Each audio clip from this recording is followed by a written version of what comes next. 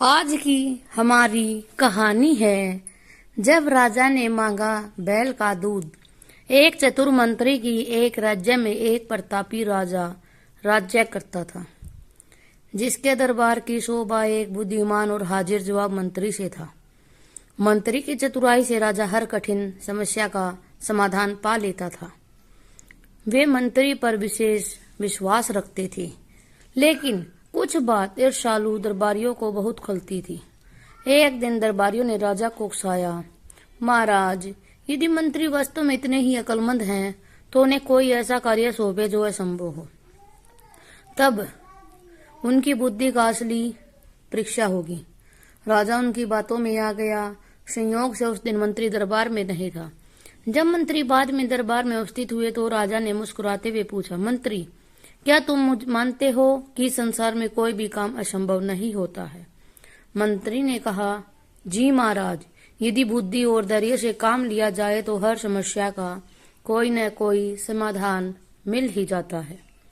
राजा ने आदेश दिया, तो ठीक है, जाओ और 2 दिन के अंदर ही अंदर किसी बैल का दूध लेकर आओ।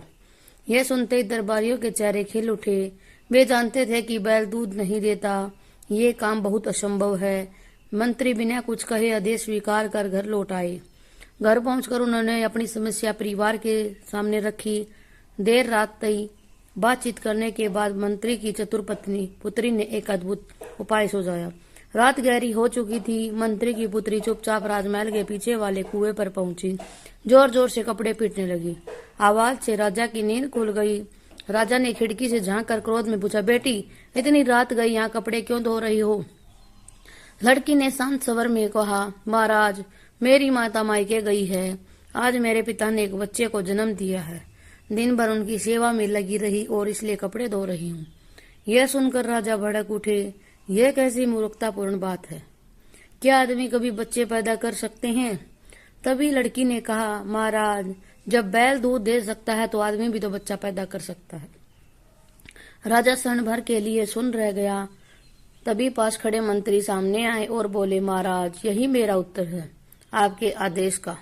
राजा जोर से हंस पड़े। अपनी भूल का एहसास हो गया।